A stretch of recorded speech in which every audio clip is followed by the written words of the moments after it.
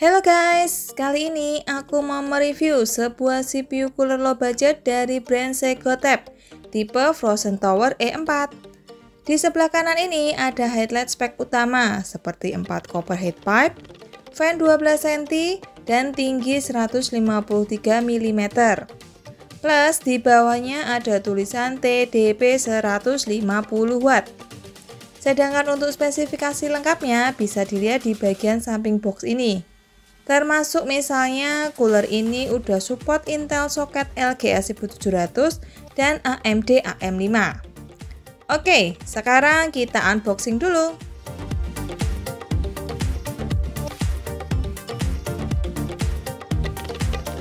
Pertama, kita dapetin selembar kertas petunjuk yang tipis. Tapi ini ternyata cukup bagus guys.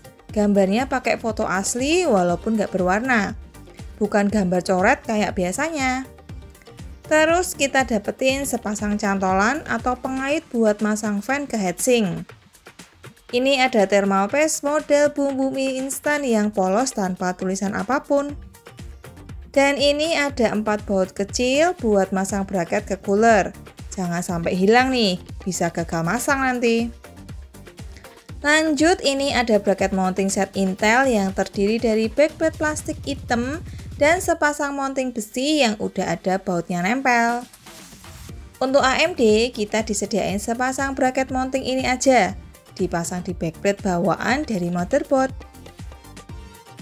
Sekarang kita lihat unit coolernya mulai dari fan.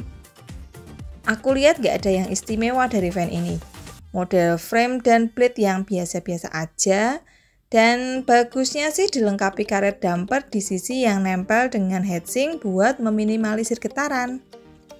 Sayangnya fan ini cuma pakai kabel atau konektor 3 pin aja, non PWM. Jadi pengaturan speednya terbatas.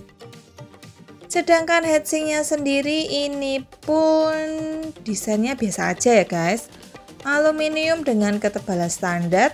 Dan di bagian atasnya ini pun polos, gak ada cover apapun, cuman tulisan brand Segotep. Untuk bagian bawah atau base plate-nya ini ada 4 heat pipe yang direct contact dengan CPU dan finishing yang cukup mulus. Keempat heat pipe ini naik ke heatsink secara asimetris. Ini supaya sebaran panasnya lebih merata. Di pinggirannya ini pun ada lubang-lubang untuk pasang baut dan bracketnya. Oke, next kita coba pasang cooler ini di motebook Intel. Pertama-tama kita pasang mounting besi untuk Intel ke base plate-nya dengan posisi kayak gini guys. Terus tinggal kita baut.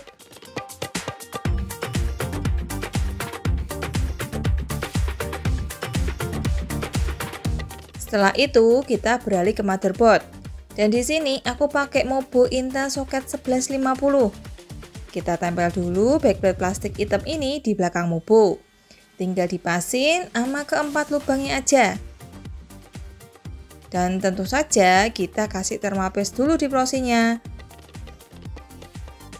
Kalau udah baru kita pasang coolernya. Setelah semua baut mounting pas di atas lubangnya, baru kita baut satu persatu. Setengah masuk dulu dengan metode silang.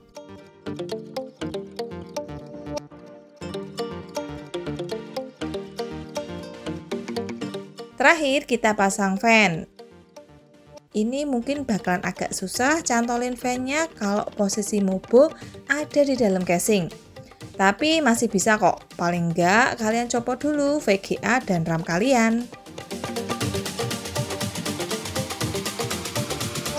Nah, soal jarak clearance dengan RAM, di motebook MATX ku ini nggak ada jaraknya sama sekali ya. Nempel antara fan dengan heatsink RAM. Ini kalau di motebook yang agak besar atau motebook ATX pasti masih ada jarak clearance-nya. Yang penting masih bisa dicolok lah ya. Untuk pengujian aku pindah ke motebook AMD AM4. Aku pakai Proci Ryzen 7 1700 di 3,2 GHz seperti biasa. BTW motebookku ini punya pengaturan speed fan by voltage. Jadi kabel 3 pin pun masih bisa diturunin speednya. Dan kalau diaktifin, hasilnya bukan cuma speed atau RPM-nya aja yang turun, Tapi juga brightness dari RGB di fan ikut jadi redup. Bahkan bisa mati saat set voltage di bawah 15%. Bagusnya fan ini tergolong silent, walaupun saat jalan di speed default atau mentok. Nanti aku rekam noise-nya juga ya. Sekarang kita masuk ke sesi pengujian. Dan pertama-tama aku jalanin Webram 32 benchmark stability test. Di sini bacaan suhu max prosiku saat pakai Segotep Frozen Tower E4 ada di 41,6 derajat Celcius. Cukup adem ya guys. Dengan setting dan package power yang sama, saat masih pakai stok cooler AMD Redsteel dan set fan full speed, suhu max prosiku ada di 52,5 derajat. Bedanya 10 derajat lebih. Sebelum lanjut tes berikutnya, aku mau coba bandingin kalau seandainya aku ganti fan-nya pakai Arctic P12 Max. Salah satu fan andalanku yang punya spek static pressure dan RPM tinggi. Minusnya tentu aja bakalan jadi berisik saat jalan di full speed.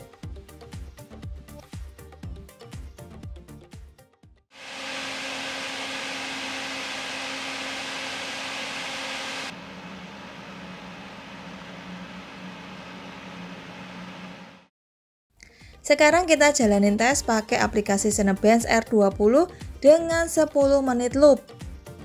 Hasilnya, dengan fan bawaan pun, Segotep Frozen Tower E4 masih bisa menahan suhu prosiku di 46,5 derajat Celcius.